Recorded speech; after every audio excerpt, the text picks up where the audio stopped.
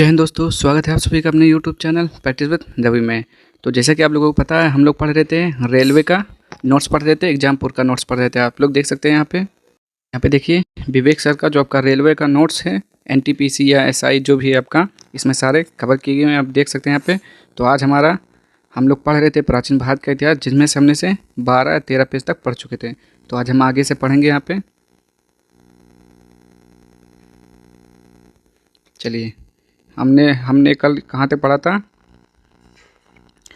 तो हम लोगों ने यहाँ तक पढ़ चुके थे। ठीक, आज हमको पढ़ना है मौर्य राजवंश से। तो यदि आप लोग चैनल पर पहली बार आए हैं तो प्लीज़ चैनल को सब्सक्राइब कर दीजिएगा और वीडियो पूरा देखिए, पसंद आए तो लाइक कर दीजिएगा। तो चलिए स्टार्ट करते हैं यहाँ से। मौर्य राजवंश, तो देखिए इसके बारे में पढ़ेंगे आप लोग कि मौर्य राजवंश, मौर्य की स्थापना किसने की थी।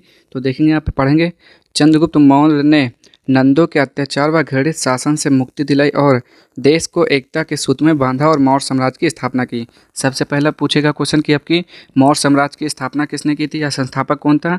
तो आप बोलेंगे चंद्रगुप्त मौर्य था, चंद्रगुप्त मौर्य था। ठीक, मौर्य साम्राज्य की स्थापना किसने की थी, तो चंद्रगुप्त मौर्य ने। और चंद्रगुप्त मौर्य ने कब से कब तक शासन किया था, तो 322 लेके 298 ईसा पूर्व तक उसने शासन किया था। चंद्रगुप्त मौर्य ने किसकी हत्या करके मौर्य वंश की स्थापना की थी, तो नंद वंश के अंतिम शासक धनानंद की हत्या करके मौर्य साम्राज्य की स्थापना की थी। ठीक, अब हम इसमें पढ़ लेते हैं थोड़ा। इस कार्य में अर्थशास्त्र नामक पुस्तक द्वारा चाणक्य ने सहयोग किया। अर्थशास्त्र पूछेगा आपसे, अर्थशास्त्र किसकी पुस्तक है, तो आप बोलेंगे चाणक्य की पुस्तक है। पूछेगा आपसे अर्थशास्त्र का संबंध किससे है, तो राजनीतिक विचारों से, तथ्यों से संबंधित है। ठीक, राजनीतिक कूटनीति से संबंधित है। अब देखेंगे यहाँ पे विष्णुगुप्त व कौटिल्य उनके अन्य नाम है। आपसे पूछेगा चाणक्य का अन्य नाम क्या है, तो बोलेंगे आप विष्णुगुप्त या फिर कौटिल्य, तीन नाम है। आप विष्णुगुप्त बोल सकते हैं, कौटिल्य बोल सकते हैं या फिर चाणक्य बोल सकते हैं। आर्यों के आगमन के बाद यह प्रथम स्थापित साम्राज्य था। सिकंदर की मृत्यु के बाद सेल्यूकस उसका उत्तराधिकारी बना। कौन बना था, सेल्यूकस बना था, उसका उत्तराधिकारी बना था। आगे देखेंगे, चंद्रगुप्त ने पश्चिमोत्तर भारत की यूनानी शासक सेल्यूकस निकेटर को पराजित कर हेरात, अराकोसिया, कंधार, जिड्रोसिया, पेनिसडाई, काबुल के भूभाग को अधिकृत कर विशाल भारतीय साम्राज्य की स्थापना की। सेल्यूकस ने अपनी पुत्री हेलेना का विवाह चंद्रगुप्त से कर दिया। उसने मेगस्थनीज को राजदूत के रूप में चंद्रगुप्त मौर्य के दरबार में नियुक्त किया। अब यहाँ पे आपसे पूछेगा कि मेगस्थनीज किसके दरबार में आया था, तो आपसे और 3-4 ऑप्शन दिया रहेगा, तो उसमें आपको क्या लगाना होगा, चंद्रगुप्त मौर्य के दरबार में आया था मेगस्थनीज। आगे देखेंगे, चंद्रगुप्त मौर्य ने अपना साम्राज्य उत्तर पश्चिम में ईरान से लेकर पूर्व में बंगाल तथा उत्तर में कश्मीर से लेकर दक्षिण में उत्तरी कर्नाटक तक विस्तृत किया था। आगे देखिए यहाँ पे, अंतिम समय में चंद्रगुप्त मौर्य ने जैन मुनि भद्रबाहु के साथ सरोवर बेलगोला जो कि कर्नाटक में है वहाँ चला गया था। और 298 ईसा पूर्व में उपवास द्वारा चंद्रगुप्त मौर्य ने अपना शरीर त्याग गया था। कैसे उसकी मृत्यु हो गई थी। ठीक, एक और पूछता है संलेखना, उसकी मृत्यु कैसे होती, संलेखना विधि द्वारा, जिसमें क्या होता है, बिना खाए पिए यानी कि उपवास रहकर। चलिए आगे देखते हैं, बिंदुसार के बारे में पढ़ेंगे। तो बिंदुसार ने कब से कब तक शासन किया, 298 ईसा पूर्व से 272 ईसा पूर्व तक। तो यह चंद्रगुप्त मौर्य का पुत्र व उत्तराधिकारी था। ठीक, बिंदुसार कौन था, चंद्रगुप्त मौर्य का पुत्र था, जिसे वायु पुराण में मद्रसार और जैन साहित्य में सिंहसेन कहा गया है। यूनानी लेखक ने इसे अमित्रघात कहा है। आपसे पूछेगा निम्नलिखित में से किसका नाम अमित्रघात है, तो ऑप्शन दिए रहेंगे, तो आपको क्या लगाना, बिंदुसार। क्या लिखा हुआ, थेरवाद परंपरा के अनुसार वह ब्राह्मण धर्म का अनुयायी था। दिव्यवादन के अनुसार बिंदुसार के शासनकाल में तक्षशिला में 2 विद्रोह हुए थे, जिसका दमन करने के लिए पहली बार अशोक को तथा दूसरी बार सुसीम को भेजा। अशोक और सुसीम क्या थे, भाई थे। अशोक कौन था, अशोक बिंदुसार का पुत्र था। दिव्यवादन के अनुसार अशोक अवंती का उपराजा था। बिंदुसार की सभा में 500 सदस्यों वाली मंत्रिपरिषद थी, जिसका प्रधान खल्लाटक था। बिंदुसार ने 25 वर्षों तक राज किया। अंततः 273 ईसा पूर्व में उसकी मृत्यु हो गई। आगे देखेंगे अब अशोक के बारे में। चलिए देखिए, अशोक ने कब से कब तक शासन किया, तो अशोक ने 268 ईसा पूर्व से लेकर 232 ईसा पूर्व तक उसने शासन किया था। पुराणों में उसे अशोक वर्धन कहा गया है। अशोक ने विदिशा के नगर सेठ की पुत्री देवी से विवाह किया, जिससे महेंद्र और संघमित्रा का जन्म हुआ। आपसे पूछेगा कि अशोक के पुत्र का क्या नाम था, तो महेंद्र, पुत्री का क्या नाम था, संघमित्रा। अशोक ने अपने राज्याभिषेक के 8वें वर्ष 261 ईसा पूर्व में कलिंग पर आक्रमण किया। आपसे पूछेगा कि कलिंग पर आक्रमण कब हुआ था या कलिंग का युद्ध कब हुआ था, तो 261 ईसा पूर्व में हुआ था। किसके मध्य हुआ था? अशोक और कलिंग के राजा के मध्य हुआ था। आगे देखेंगे यहाँ पे, आंतरिक अशांति से निपटने के बाद 268 ईसा पूर्व में उसका विधिवत अभिषेक हुआ। 13वें शिलालेख के अनुसार कलिंग युद्ध में 1,50,000 व्यक्ति बंदी बनाकर निर्वासित कर दिए गए। 1 लाख लोगों की हत्या कर दी गई। सम्राट अशोक ने भारी नरसंहार को अपनी आंखों से देखा। इससे द्रवित होकर अशोक ने शांति, सामाजिक प्रगति तथा धार्मिक प्रचार किया। अशोक को बौद्ध धर्म में दीक्षित करने का श्रेय उपगुप्त नामक बौद्ध भिक्षुक को जाता है। यानी कि अशोक के गुरु का क्या नाम था? उपगुप्त नाम था। अपने शासनकाल के 10वें वर्ष में सर्वप्रथम बोधगया की यात्रा की थी। तदुपरांत अपने राज्य अभिषेक के 20वें वर्ष में लुम्बिनी की यात्रा की थी तथा लुम्बिनी ग्राम को कर मुक्त घोषित कर दिया था। और रुम्मिनदेई का स्तंभ लेख क्या है? रुम्मिनदेई का स्तंभ लेख आगे देखेंगे यहाँ पे, उसमें ये बात बताई गई है। कलिंग के युद्ध के बाद अशोक ने व्यक्तिगत रूप से बौद्ध धर्म अपना लिया। ये किसमें है? भाब्रू अभिलेख में है। बौद्ध भिक्षु विभिन्न देशों में भेजे गए, जिनमें अशोक के पुत्र महेंद्र एवं पुत्री संघमित्रा को श्रीलंका भेजा गया। आपसे पूछेगा कि बौद्ध ने किसे श्रीलंका भेजा था बौद्ध धर्म का प्रचार प्रसार करने के लिए, तो पुत्र महेंद्र व पुत्री संघमित्रा को भेजा था। आगे, अशोक ने कनक मुनि स्तूप का संवर्धन कराया। ये किसमें है? निगलिसार अभिलेख में है।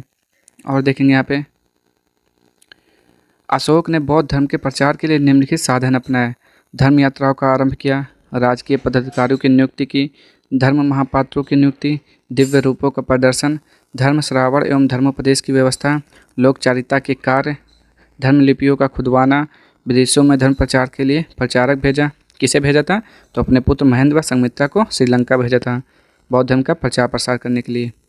और अभिषेक के 13वें वर्ष के बाद उसने बौद्ध धर्म प्रचार हेतु पदाधिकारियों को एक नया वर्ग बनाया, जिसे धर्म महापात्र कहा गया था 5वें शिलालेख के अनुसार।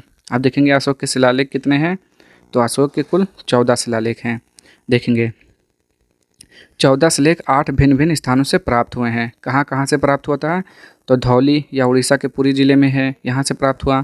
शहबाजगढ़ी या पाकिस्तान पेशेवर में है। मानसेहरा या पाकिस्तान के हजारा जिले में स्थित है।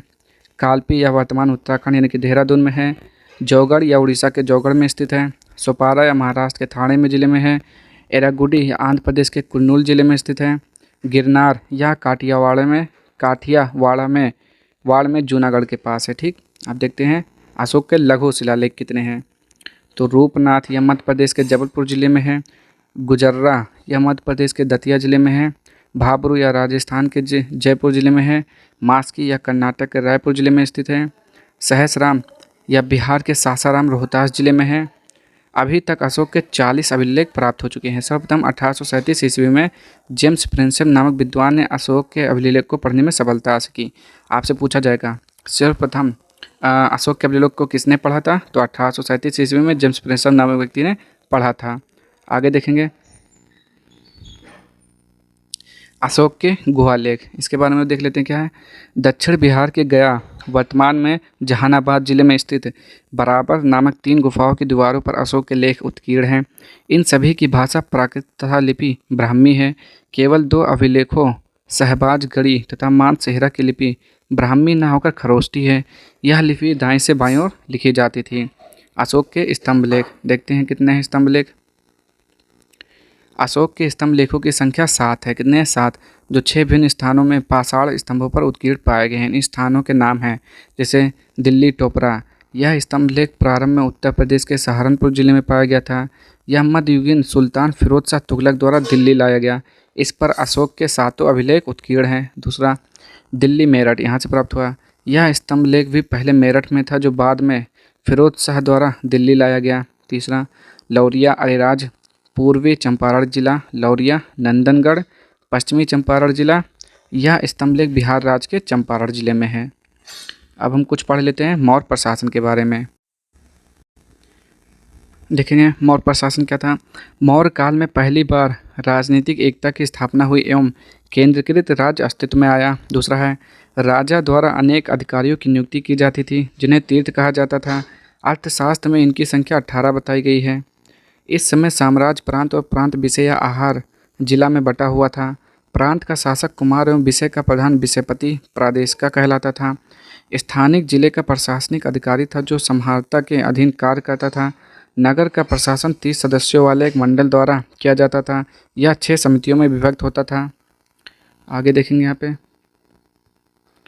ग्राम प्रशासन की सबसे छोटी इकाई होती थी। ग्राम का प्रधान ग्रामिक कहलाता था। मौर्य की सेना में पैदल, अश्व, हाथी, रथ और नौसेना शामिल थी। सेना के संचालन के लिए 6 समितियाँ थीं। धर्म स्थीय दीवानी मामले का न्यायालय था, जबकि कंटक शोधन फौजदारी मामले देखता था। भूमि माप और सीमा निर्धारण के अधिकारी को रज्जुक कहा जाता था। मौर्य शासकों ने गुप्तचर व्यवस्था की स्थापना की थी। ये संस्था और संचार में विभक्त थे। ठीक। और देखिए, अगर आपसे पूछता है कि अशोक का जन्म कब हुआ था तो क्या बताएंगे? 304 ईसा पूर्व में इसका जन्म हुआ था। पिता का नाम बिंदुसार था। माता का नाम सुभद्राणी था, यानी कि धर्मा जिसे बोलते हैं। और अशोक ने किस धर्म का पालन किया था? तो बौद्ध धर्म ग्रहण किया था। और इनकी पहली पत्नी का नाम देवी था। अगर आपसे पूछेंगे इनकी प्रेमिका ना का नाम या प्रिय पत्नी का नाम, तो कौरवाकी था। ठीक। ये किस अभिलेख में मिलता है? इलाहाबाद अभिलेख में बताया गया है कि इनकी प्रिय पत्नी का नाम कौरवाकी था। और देखते हैं, एक और है यहाँ पे देखेंगे अशोक के अन्य नाम, जैसे कि अशोक को क्या बोलते हैं? देवना प्रिय या प्रियदर्शी के नाम से जाना जाता है। ठीक। देवनाम प्रिय कहा जाता है या प्रियदर्शी, आप याद रखेंगे इसके बारे में, जो कि इसका अन्य नाम है। ठीक। आपसे पूछेगा कि प्रिय नामदर्शी किसका नाम है, तो क्या बोलेंगे? अशोक को कहा जाता है। ठीक। ये आपने क्वेश्चन पढ़ा था कि अशोक के अभिलेख को सबसे पहले किसने पढ़ा था? तो 1837 ईस्वी में जेम्स प्रिंसप ने पढ़ा था। लेकिन उसके अभिलेख की खोज सबसे पहले किसने की थी? तो 1750 ईस्वी में पाटेद्री पैंथलर ने उसकी खोज की थी। अभिलेख की खोज की थी और पढ़ा गया था 1837 में जेम्स प्रिंसप के द्वारा। ठीक। और क्वेश्चन पूछेगा जैसे कि कौटिल्य की पुस्तक का नाम क्या है? मैंने अभी बताया था अर्थशास्त्र। और विष्णुगुप्त की पुस्तक का नाम अर्थशास्त्र, क्योंकि दोनों नाम एक ही हैं। मेगास्थनीज की पुस्तक का नाम क्या था? इंडिका। मेगास्थनीज किसके दरबार में आया था? चंद्रगुप्त मौर्य के दरबार में आया था। और सुबंधु की पुस्तक का क्या नाम क्या है? वास वदत्ता नाम है। ठीक। और देखेंगे पूछेगा आपके कि अशोक की लिपि कैसी थी? तो ब्राह्मी, खरोष्टी, अरमाइक, ग्रीक, ये क्या थी? उसकी लिपि थी। एक और देखेंगे यहाँ पे जैसे कि सांची का स्तूप का निर्माण किसने करवाया था? तो सांची के स्तूप का निर्माण करवाया था अशोक ने। कहाँ पर है? तो मध्य प्रदेश में है। सांची का स्तूप किस लिए है? तो वो बौद्ध धर्म का प्रतीक के रूप में है। ठीक। बौद्ध धर्म के प्रतीक से संबंधित है सांची का स्तूप। मध्य प्रदेश में अशोक ने बनवाया था। ठीक। और सांची के स्तूप का अन्य नाम क्या है? चैतिया या चैत्यगिरी कहा जाता है। और कहाँ पर ये है? ये बेतवा नदी के किनारे बना हुआ है। ठीक। और अशोक के पुत्र कौन था? क्या बताता है? अशोक के पुत्र का नाम महेंद्र और पुत्री का नाम संघमित्रा था।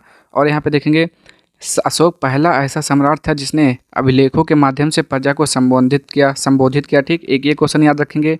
देखिए, इसमें तो नहीं लिखा है, लेकिन मैं जो बता रहा हूँ याद करिएगा। और विश्व का पहला सम्राट जिसने शस्त्र त्याग किया एवं विदेशों में धर्म का प्रचार किया, वो कौन था? तो वो था अशोक था। ठीक। ये सब चीज़ें आप अच्छे से याद रखेंगे। एक और, मौर्य वंश का अंतिम शासक कौन था? तो ये भी आपको याद होना चाहिए। तो मौर्य वंश का अंतिम शासक बृहद्रथ था। कौन था? बृहद्रथ था। ठीक। चलिए अब आगे बढ़ते हैं यहाँ पे, जो कि इसमें दिया हुआ है। आर्थिक जीवन पढ़ेंगे यहाँ से। मौर्य काल में अर्थव्यवस्था कृषि, पशुपालन एवं व्यापार पर आधारित थी, जिन्हें वार्ता कहा जाता था। भूमि पर राजा का अधिकार होता था। उपज का 1/6वां भाग राजस्व के रूप में वसूल किया जाता था। आगे देखेंगे। देखिए, जो मैं बीच में बताता हूँ ना, वो बहुत ही इंपॉर्टेंट पॉइंट है, वो भी आप याद करिएगा, इसमें तो नहीं है। राज की भूमि से प्राप्त होने वाली आय को सीता कहा जाता था। अन्य समस्त भूमि से प्राप्त राजस्व को भाग की संज्ञा दी गई, जो प्रारंभिक वैदिक काल में बलि नामक लगान पर आधारित था। पर्याय आपातकालीन कर एवं हिरण्य, अनाज और पशु नगद के रूप में वसूल किए जाने वाला कर था। आर्थिक क्रियाओं पर राज का पूरा नियंत्रण था और उसके लिए अलग से अधिकारियों की नियुक्ति की गई थी। रूपदर्शक मुद्रा का परीक्षण करने वाला अधिकारी था। सोने, चांदी एवं तांबे के बने सिक्के का प्रचलन था। पूछेगा कौन सा प्रचलन था, तो सोने चांदी तांबा। काशी, वंग, पुंड्र, कलिंग, मालवा सूती वस्त्र के प्रमुख केंद्र थे। इस काल में ब्रह्म व्यापार, बाह्य व्यापार रोम, सीरिया, फारस, मिस्र तथा पश्चिमी देशों के साथ होता था। ताम्रलिपि पश्चिम बंगाल में स्थित ताम्रलिप्त पूर्वी तट का प्रमुख बंदरगाह था। अशोक की लिपि कैसे थी? ब्राह्मी, खरोष्टी, आपको बताया था ना मैं, ब्राह्मी, खरोष्टी, अरमाइक, ग्रीक, ये क्या थी? इसकी लिपि थी। अब देखते हैं यहाँ पे क्या है, सामाजिक जीवन पढ़ते हैं यहाँ पे। मौर्यकालीन समाज वर्ण व्यवस्था पर आधारित था। ठीक, पहला पॉइंट, अर्थशास्त्र में शूद्रों को आर्य कहा गया। वे सेवा वृत्ति के अतिरिक्त कृषि, पशुपालन एवं वाणिज्य से आजीविका चला सकते थे। मेगास्थनीज ने 7 जातियों का उल्लेख किया है। मेगास्थनीज की पुस्तक का नाम इंडिका। किसके दरबार में आया? चंद्रगुप्त मौर्य के दरबार में आया। स्त्रियों को पुनः विवाह एवं नियुक्त की अनुमति थी। वे विवाह विच्छेद भी कर सकती थीं। ठीक, यानी कि विवाह विच्छेद मतलब डाइवोर्स होता है। वैश्यावृत्ति का प्रचलन था। स्वतंत्र रूप से वैश्यावृत्ति करने वाली महिलाएं रूपा जीवा कहलाती थीं। दास प्रथा का भी प्रचलन था। ब्राह्मणों को राज्य से कर मुक्ति भूमि प्राप्त होती थी, जिसे ब्रह्मदेह कहा जाता था। चलिए अब हम देखते हैं यहाँ पे, देखिए मैंने अभी जो इतना बात बताया था सांची के स्तूप के बारे में, अब आपको रिपीट करना है। तो सांची के स्तूप का निर्माण किसने करवाया था? अशोक ने करवाया था। पहला पॉइंट, कहाँ पर है? मध्य प्रदेश में है। किस नदी के किनारे है? तो क्या बोलेंगे आप? बेतवा नदी के किनारे है। ठीक, किस नदी के किनारे? बेतवा नदी के किनारे। और किस धर्म से संबंधित है सांची का स्तूप? तो बौद्ध धर्म से संबंधित है। इसका अन्य नाम क्या है? तो चैतिया या चैत्यगिरी है। ठीक, चलिए ये पूरा हो गया। किस मौर्य शासक ने जीवन के अंतिम दिनों में जैन धर्म को अपना लिया था? तो वो कौन था? देखिए वो था चंद्रगुप्त मौर्य था। ठीक, और श्रवणबेलगोला यानी कि कर्नाटक में संलेखना विधि द्वारा उसकी मृत्यु हो गई थी। संलेखना विधि क्या होता है? भूखा प्यासा रहकर, यानी कि उपवास जिसे बोलते हैं। मौर्य वंश की स्थापना किसने की थी? तो चंद्रगुप्त मौर्य ने की थी। चंद्रगुप्त मौर्य ने धनानंद की हत्या कर मौर्य वंश की स्थापना की थी। धनानंद कौन था? नंद वंश का अंतिम शासक था। आगे, निम्न में से किस स्थान से अशोक के शिलालेख प्राप्त नहीं हुए हैं? तो देखिए, लौरिया आर्यराज से प्राप्त हुआ, टोपरा से प्राप्त हुआ, गिरनार से प्राप्त हुआ, लेकिन पाटलिपुत्र से प्राप्त नहीं हुआ था। नंद वंश के पश्चात मगध पर किस राजवंश का शासन स्थापित हुआ? तो नंद वंश के बाद क्या आया था? मौर्य वंश आया था। मौर्य वंश की स्थापना किसने की थी? चंद्रगुप्त मौर्य ने। किसे मारा था? नंद वंश के अंतिम शासक धनानंद को मारा था। और देखते हैं यहाँ पे, मेगास्थनीज ने निम्न में से किस पुस्तक की रचना की थी? मैंने आपको बताया, मेगास्थनीज की पुस्तक का नाम इंडिका है। अर्थशास्त्र किसकी पुस्तक का नाम है? तो वो कौटिल्य का है। मुद्रा राक्षस किसका है? जल्दी से बताएंगे। विशाखदत्त का है। जी हाँ। अब हम क्या देखते हैं आगे, अशोक के शिलालेख किस भाषा में है? तो अशोक के शिलालेख जो है किस भाषा में? तो वह प्राकृत भाषा में है, याद रखेंगे। अशोक ने बराबर की गुफाओं को किसे दान दिया था? तो क्या बोलेंगे? आजीवकों को दान दिया था। ठीक, आजीवकों को दान दिया था। और देखेंगे यहाँ पे, अशोक ने बराबर की गुफाओं को किसे दान दिया था? तो अशोक ने आजीवक संप्रदाय के लिए बराबर की पहाड़ियों पर 4 गुफाओं का निर्माण करवाया था। ये बराबर की गुफाओं की कितने थी? 4 गुफाओं का निर्माण करवाया था। तो आजीवकों को हो जाएगा। किस अभिलेख में अशोक ने अपने को मगध का सम्राट बताया है? तो कौन सा अभिलेख है? जल्दी से बताएंगे। यहाँ पे क्या हो जाएगा आपका? वो आपका क्या था? इसमें आंसर लगा ही, ये पहला ही भाब्रू स्तंभ लेख था। उसमें क्या बताया था? अपने को मगध का सम्राट बताया था। कुछ और देखेंगे यहाँ पे, जैसे कि शिलालेख के बारे में। तो अशोक का जो पहला शिलालेख है उसमें किसके बारे में बताया गया है? तो पशु हत्या एवं उत्सव पर प्रतिबंध लगाया गया है। ठीक, दूसरा जो कि इम्पोर्टेंट है शिलालेख, वो है मनुष्य एवं पशु की चिकित्सा से संबंधित है। और 11वां शिलालेख उनसे क्या क्या किससे संबंधित है? धम्म नीति की व्याख्या को बताता है। 13वां शिलालेख किसके बारे में बताता है? तो कलिंग का युद्ध एवं हृदय परिवर्तन के बारे में बताता है। ये भी 4 पॉइंट आप अच्छे से याद रखेंगे। ठीक, नहीं समझ में आया तो वीडियो को फिर से देखिए, समझ में आ जाएगा। किस मौर्य शासक को सैंड्रोकेटस के नाम से जाना जाता था? तो वो था चंद्रगुप्त। चंद्रगुप्त को क्या बोलते थे? सैंड्रोकोटस के बारे में जानते थे। ठीक, अशोक को क्या बोलते हैं? प्रियनामदर्शी बोलते हैं। बिंदुसार को क्या बोलते हैं? जल्दी से बताइए आप लोग। अमित्र घात बोला जाता है। ठीक, बिंदुसार को क्या बोलते हैं? अमित्र घात बोलते हैं, जिसका अर्थ होता है शत्रु विनाशक बोलते हैं। ठीक, क्या बोलते हैं? शत्रु विनाशक।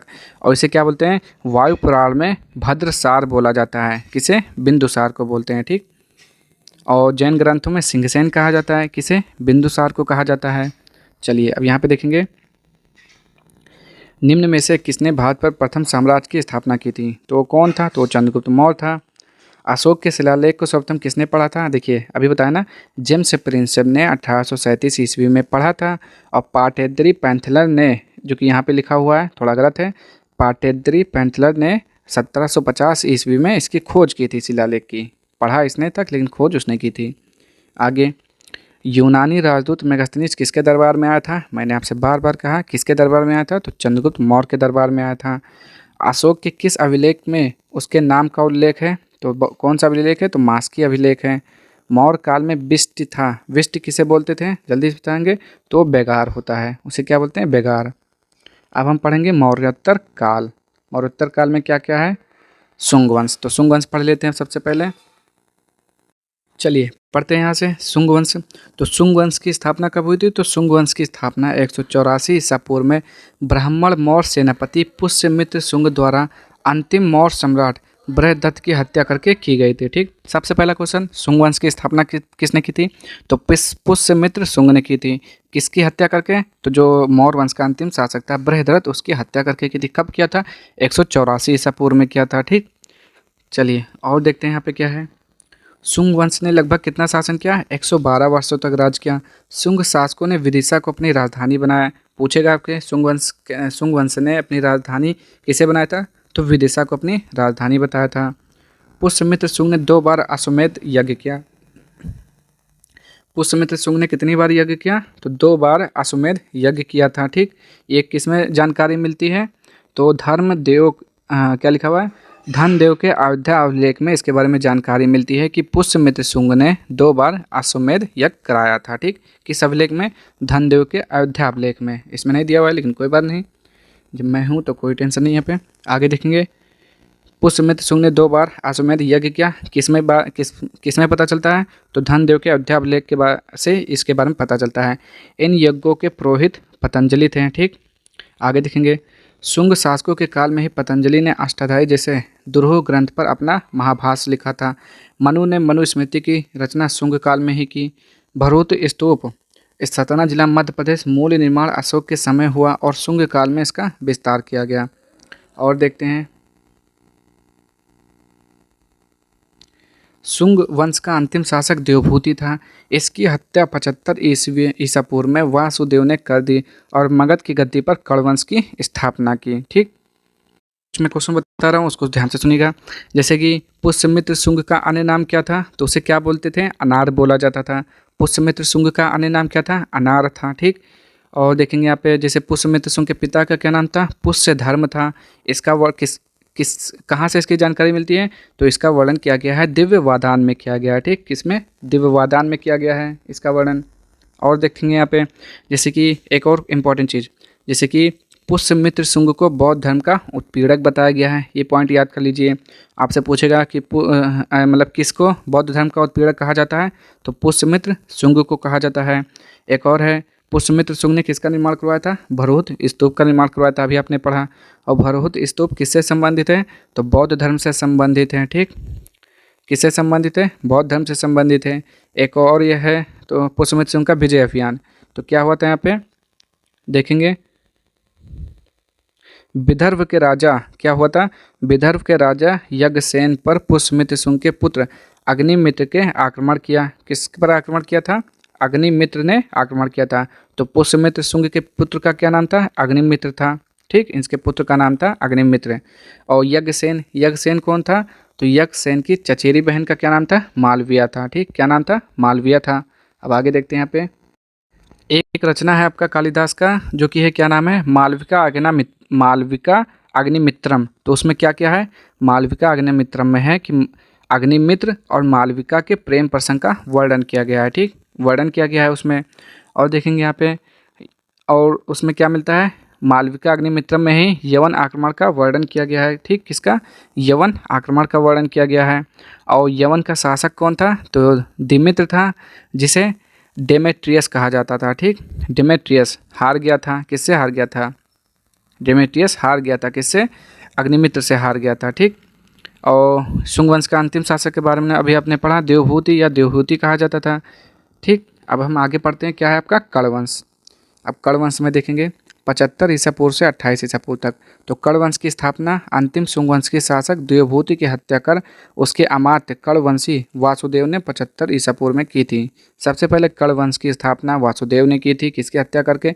अंतिम शुंग वंश शासक देवभूति की हत्या करके। ठीक। कण्ववंशी राजाओं के बारे में विस्तृत जानकारी का अभाव है। कुछ सिक्के ऐसे मिले जिन पर भूमि मित्र खुदा है, जिनसे यह अनुमान लगाया जाता है कि ये इसी काल में जारी किए गए होंगे। कण्वों के शासनकाल में मगध की सीमा सिमट कर बिहार तथा पूर्वी उत्तर प्रदेश तक रह गई। ठीक। चलिए, इसमें ज़्यादा कुछ नहीं है आपका।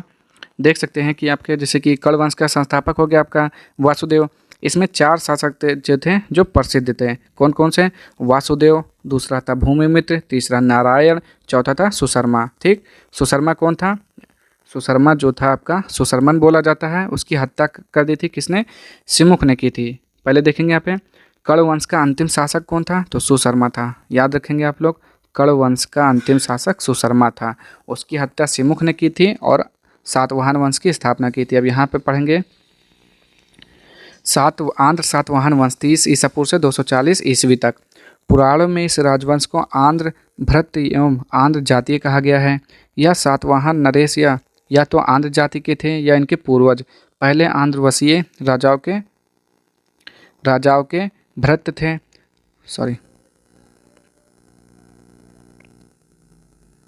भृत्य थे। सातवाहनों का शासन आंध्र प्रदेश में ही सीमित था। सातवाहन वंश के लिए शालिवाहन शब्द का भी उल्लेख मिलता है। सातवाहन वंश की स्थापना सिमुख नामक व्यक्ति ने अंतिम कण्ववंशी शासक सुशर्मन की हत्या करके की थी। मैंने बताया ना, अंतिम जो था शासक था कर्ण वंश का वो था सुशर्मन, उसकी हत्या करके सिमुख ने हत्या कर दी और सातवाहन वंश की स्थापना की। पुराणों में शिशुक को सिंधुक, शिशुक, सिप्रक एवं बिरसल आदि नामों से संबोधित किया गया है। कृष्ण के बाद उसका पुत्र एवं उसका उत्तराधिकारी सातकर्णी प्रथम सातवाहन का शासक हुआ। ठीक। कौन हुआ सातवाहन वंश का शासक? सातकर्णी प्रथम। ठीक। सातकर्णी कौन था? तो सातकर्णी जो था गौतमी पुत्र था, गौतमी पुत्र सातकर्णी। इसने क्या कराया था? 2 अश्वमेध यज्ञ किया था और 1 राजसूय यज्ञ किया था। ठीक। जो प्रमुख शासक था सातवाहन वंश का वो था गौतमी पुत्र सातकर्णी था, सातकर्णी प्रथम। उसकी भाषा पूछ लेगा तो आप बता देंगे प्राकृत, लिपि पूछेगा तो ब्राह्मी, राजधानी पूछेगा तो प्रतिष्ठान। ठीक। और देखते हैं यहाँ पे कृष्ण के बाद उसका पुत्र एवं उत्तराधिकारी सातकर्णी प्रथम सातवाहन का शासक हुआ। यह सातवाहन वंश का सातकर्णी उपाधि धारण करने वाला प्रथम राजा था। इसके शासन के बारे में हमें नागनिका का नानाघाट अभिलेख से महत्वपूर्ण जानकारी मिलती है। आगे गौतमी पुत्र सातकर्णी के नासिक से प्राप्त 2 गुहा लेख हैं। गौतम बलश्री का नासिक अभिलेख, वशिष्ठी पुत्र पुलुमावी का नासिक गुहा लेख, वशिष्ठ पुत्र पुलुमावी का कार्ले गुहा लेख। आगे देखेंगे यज्ञ श्री सातकर्णी का नासिक गुहा लेख। और आगे देखेंगे यहाँ पे सातकर्णी प्रथम ने 2 अश्वमेध एवं 1 राजसूय यज्ञ संपन्न कर सम्राट की उपाधि धारण की थी। मैंने अभी बताया ना, सातकर्णी प्रथम ने 2 अश्वमेध यज्ञ किया और 1 राजसूय यज्ञ किया था। सातकर्णी प्रथम को दक्षिणा पथपति कहा गया।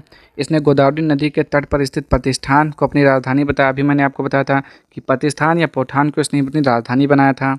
हाल में गाथा सप्तशती नामक ग्रंथ की रचना की। यह ग्रंथ प्राकृतिक भाषा में है।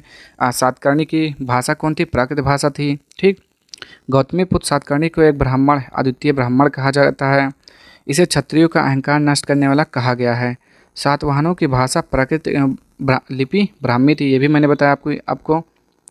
और यहाँ पे देखेंगे सातवाहनों ने चांदी, तांबे, सीसा, पोटीन तथा कांसे की मुद्राओं का प्रचलन किया। ब्राह्मणों को भूमि अनुदान देने की प्रथा का आरंभ सातवाहनों ने ही सर्वप्रथम किया।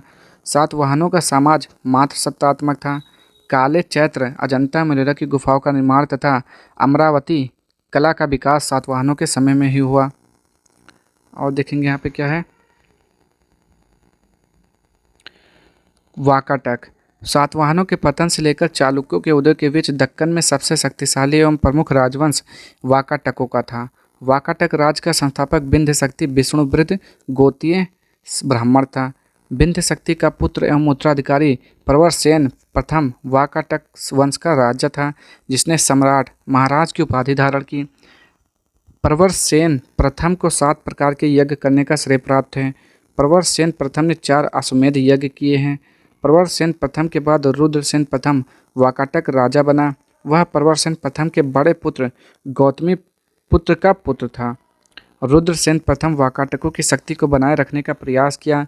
रुद्रसेन शैव मातवालंबी था। वाकाटकों की मुख्य शाखा में रुद्रसेन द्वितीय का उत्तराधिकारी पृथ्वीसेन प्रथम बना। पृथ्वीसेन ने अपने पुत्र रुद्रसेन द्वितीय का विवाह गुप्त सम्राट चंद्रगुप्त द्वितीय की पुत्री प्रभावती गुप्त से कर दिया। आगे देखेंगे कहाँ पे पहुंचा। वाकाटक वंश की मूल शाखा का अंतिम शक्तिशाली शासक प्रभासेन द्वितीय था। उसका आरंभिक नाम दामोदर सेन था। प्रभासेन द्वितीय एक कुशल प्रशासक था, लेकिन उसकी अभिरुचि युद्ध से अधिक शांति के कार्यों, विशेषतया साहित्य और कला के विकास में भी थी। उसने महाराष्ट्रीय लिपि में सेतुबंध या रावण वध नामक काव्य की रचना की। प्रभासेन द्वितीय को प्रवरपुर नगर की स्थापना बनाने का श्रेय भी दिया जाता है। सांस्कृतिक दृष्टि से भी वाकाटकों का काल महत्वपूर्ण है।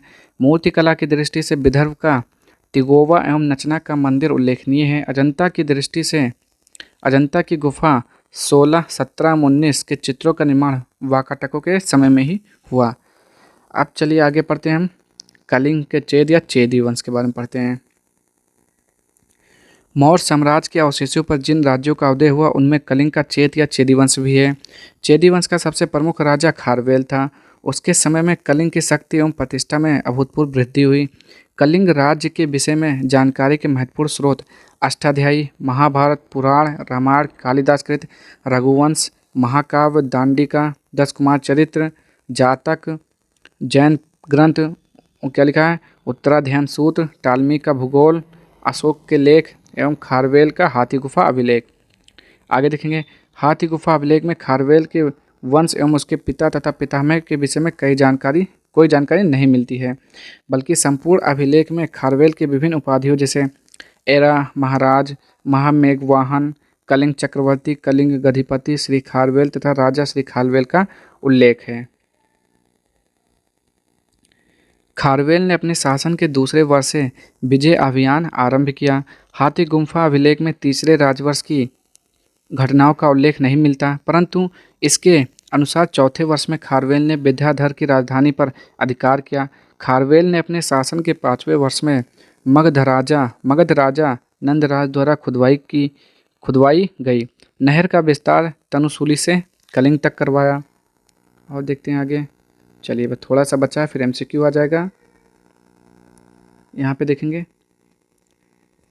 खारवेल ने ब्राह्मणों को सोने का कल्पवृक्ष भेंट किया। इस वृक्ष के पत्ते तक सोने के थे। इसी वर्ष खारवेल ने प्राची नदी के दोनों तरफ एक महाविजय प्रासाद का भी निर्माण करवाया। अपने शासन के 10वें और 12वें वर्ष में भी खारवेल ने उत्तरी भारत पर आक्रमण किया। आप क्या पढ़ेंगे। हिंद यवन या विक्ट्रियाई आक्रमण। मौर्यों के पतन के पश्चात पश्चिमोत्तर भारत में मौर्यों के स्थान पर मध्य एशिया से आई एक बाह्य शक्ति ने अपना साम्राज्य स्थापित किया।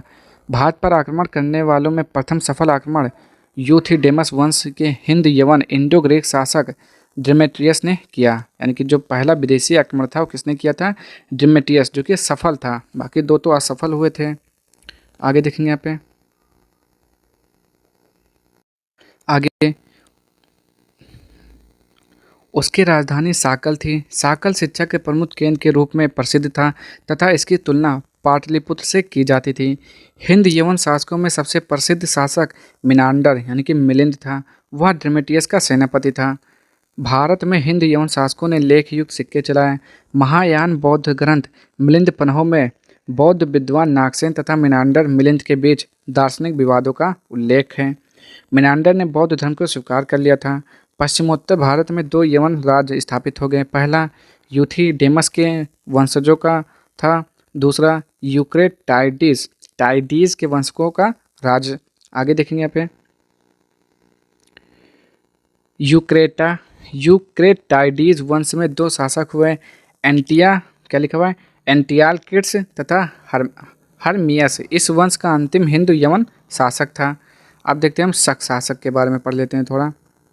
लगभग 165 ईसा पूर्व में इन्हें मध्य एशिया से भगा दिया गया। भारत में शक राजा अपने को क्षत्रप कहते थे। उनकी शक्ति का केंद्र सिंध था।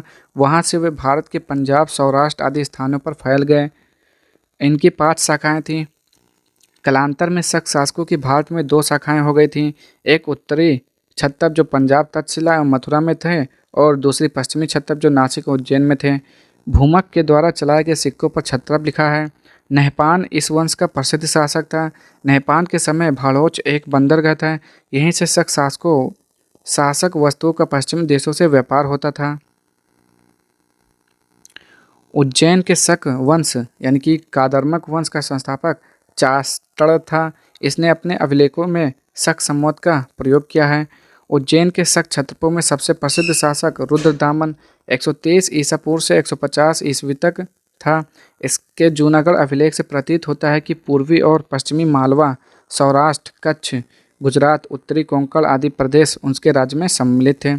रुद्रदामन ने वशिष्ठ पुत्र पुलमावी को पराजित किया था। रुद्रदामन ने सुदर्शन झील का पुनर्निर्माण करवाया था, जिसे चंद्रगुप्त मौर्य ने बनवाया था और जिसकी मरम्मत अशोक ने करवाई थी। आगे, रुद्रदामन संस्कृत का प्रेमी था। इसी ने सबसे पहले विशुद्ध संस्कृत अभिलेख जूनागढ़ अभिलेख जारी किया था। पहले इस क्षेत्र में जो भी अभिलेख पाए गए वे प्राकृतिक भाषा में थे। आगे देखते हैं यहाँ पे पहलो वंश या पार्थियन साम्राज्य। उत्तर पश्चिम भारत में ईसा पूर्व पहली सदी के अंत में पार्थियन नाम के कुछ शासक थे, जिन्हें पहलोक नाम से जाना गया। पहलो शक्ति का वास्तविक संस्थापक मिथ्रडेटस यानी कि मिथ्रदात प्रथम था। मिथ्रदात द्वितीय इस वंश का सबसे प्रतापी राजा था, जिसने शकों को परास्त किया। पहलो शासकों में सबसे शक्तिशाली शासक गोंडो फर्नीस था। उसके शासनकाल के तख्त बही अभिलेख से ज्ञात होता है कि पेशावर जिले पर उसका अधिकार था। सेंट थॉमस नामक पादरी ईसाई प्रचार के लिए इसी समय भारत आया था। पार्थियन राजाओं के सिक्कों पर धर्मीय यानी कि धार्मिक उपाधि उत्कीर्ण मिलती है। पहलो राज्यों का अंत कुषाणों ने किया। ठीक, अब हम पढ़ेंगे कुषाण के बारे में। कुषाण वंश मौर्योत्तर कालीन विदेशी आक्रमणकारियों में कुषाण वंश सबसे महत्वपूर्ण था। कुषाणों ने सर्वप्रथम बैक्ट्रिया और उत्तरी अफगानिस्तान पर अंततः उन्होंने सिंधु घाटी, निचले तथा गंगा के मैदान के अधिकांश क्षेत्र पर अधिकार कर लिया। कुषाण वंश का संस्थापक कुजुल कडफिसस था। इसने तांबे का सिक्का चलाया था। सिक्कों का एक भाग यवन शासक हर्मियस का नाम उल्लिखित है तथा दूसरे भाग पर कुजुल का नाम खरोष्टी लिपि में खुदा हुआ है। विम कडफिसेस ने सर्वप्रथम सोने का सिक्के जारी किया। इसके सिक्कों पर शिव, नंदी तथा त्रिशूल की आकृति एवं महेश्वर की उपाधि उत्कीर्ण है। इसने अपना राज्य सिंधु नदी के पूर्व में फैलाया एवं रोम के साथ इसके अच्छे व्यापारिक संबंध थे। आगे देखेंगे 78 ईसा पूर्व में कनिष्क ने कुषाण साम्राज्य की सत्ता संभाली। कनिष्क कुषाण वंश का महानतम शासक था। इसी ने शक संवत आरंभ किया। यहाँ से पूछता है कि कनिष्क ने सत्ता कब संभाली थी, तो 78 ईसा पूर्व में। शक संवत कब चलाया था, तो 78 ईसा पूर्व में। इसके साम्राज्य में अफगानिस्तान, सिंध, बैक्ट्रिया तथा पार्थिया के क्षेत्र सम्मिलित थे। कनिष्क ने भारत में अपना साम्राज्य विस्तार मगध तक किया तथा यहीं से वह प्रसिद्ध विद्वान अश्वघोष को अपनी राजधानी पुरुषपुर ले गया।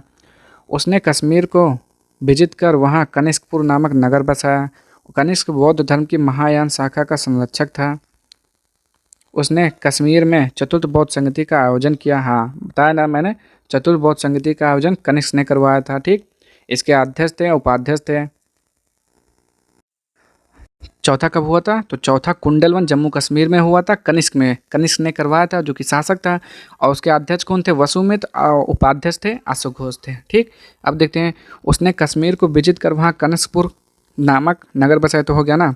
यहाँ से देखते हैं कनिष्क कला और संस्कृत साहित्य का संरक्षक था। कनिष्क की राज्यसभा में पास वसुमित और अश्वघोष जैसे बौद्ध दार्शनिक विद्वान थे। आगे देखेंगे कहाँ पे पहुँच गए, विद्वान थे। नागा अर्जुन और चरक चिकित्सा के भी कनिष्क के दरबार में थे। ठीक, नागा अर्जुन भी था उसने। नागा अर्जुन प्रथम बौद्ध भिक्षु था, जो कहाँ गया था, चीन गया था। ठीक, और नागार्जुन का अन्य नाम क्या है, भारत का आइंस्टीन कहा जाता है उसे। वो कनिष्क के दरबार में था। उसने शून्यता के सिद्धांत की खोज की थी। उसकी पुस्तक का नाम माध्यमिक कारिका है। ठीक, ये सारी चीज़ें आप लोग अच्छे से पढ़ लेंगे। कनिष्क द्वितीय शासक बना, जिसे सीजर की उपाधि ग्रहण की। कुषाण वंश का अंतिम शासक वासुदेव था। ठीक, कौन था, वासुदेव था। अब थोड़ा इसका एमसीक्यू पढ़ लेते हैं। भारत में सर्वप्रथम स्वर्ण मुद्रा किसने चलाई, तो क्या बोलेंगे आप, किसने चलाई थी, तो इंडो ग्रीक राजाओं ने चलवाई थी। कनिष्क की राजधानी स्थित थी, तो कनिष्क की राजधानी कहाँ थी, पुरुषपुर में थी। चरक किसके दरबार में थे? तो चरक कनिष्क के दरबार में थे। ठीक, चरक किसके दरबार में थे? चरक कनिष्क के दरबार में थे। और देखेंगे यहाँ पे शक समोद का आरंभ किस शासक के शासनकाल में हुआ था? तो कनिष्क था। 78 ईस्वी में हुआ था। सातवाहनों ने अपने शासन की स्थापना की थी। कहाँ पर की थी? प्रतिष्ठान में की थी। राजधानी क्या थी इनकी? प्रतिष्ठान या पौठान थी। गाथा सप्तशती किसकी प्रमुख रचना है? तो हाल की है। सातवाहन शासकों की राजकीय भाषा क्या थी? तो वो थी प्राकृत भाषा थी। आगे देखेंगे यहाँ पे विक्रम संवत का आरंभ कब हुआ था? 78 ईसा पूर्व में हुआ था। पतंजलि किसके समकालीन थे? तो पुष्यमित्र शुंग के समकालीन थे। ईसाई धर्म प्रचारक सेंट थॉमस किस शासक के शासनकाल में भारत आया था? जल्दी से बताएंगे। तो गोंडो फर्निस के शासनकाल में आया था। किस वंश के शासकों ने भारत पर छत्र प्रणाली की शुरुआत की थी? तो वो था शक वंश के शासक थे। भरहुत के स्तूप का विस्तार किन शासकों ने करवाया था? तो वो था शुंग वंश ने करवाया था। और बौद्ध धर्म से संबंधित है भरहुत का स्तूप। आगे कनिष्क ने बौद्ध धर्म की किस शाखा को प्रश्रय प्रदान किया? तो वो था महायान। ठीक, एक होता था हीनयान, एक होता था महायान। हीनयान का मतलब जो स्वयं का कल्याण करता था, महायान का मतलब दूसरों का कल्याण करता था। ठीक, जो दूसरों का कल्याण करें उसे महायान कहते थे। और महायान को महासंगिक कहा जाता था, हीनयान को स्थविर कहा जाता था। आगे किन शासकों ने भारत से होकर गुजरने वाले रेशम मार्ग पर अधिकार कर लिया था? तो वो था कुषाण वंश। कर्ण वंश का संस्थापक कौन था? जल्दी से बोलेंगे। तो कर्ण वंश का संस्थापक वासुदेव थे। कौन थे? वासुदेव थे। ठीक, तो आज के लिए हम इतना ही रखते हैं। कल से हम पढ़ेंगे संगम वंश। तो अगर आपको वीडियो पसंद आए तो प्लीज़ चैनल को लाइक शेयर सब्सक्राइब कर दीजिएगा। ठीक, और कमेंट बॉक्स में ज़रूर बताइएगा आपको वीडियो कैसे लगी। मिलते हैं नेक्स्ट वीडियो में, संगम काल पढ़ेंगे जिसमें हम। तो आज के लिए इतना ही, तब तक के लिए जय हिंद जय भारत।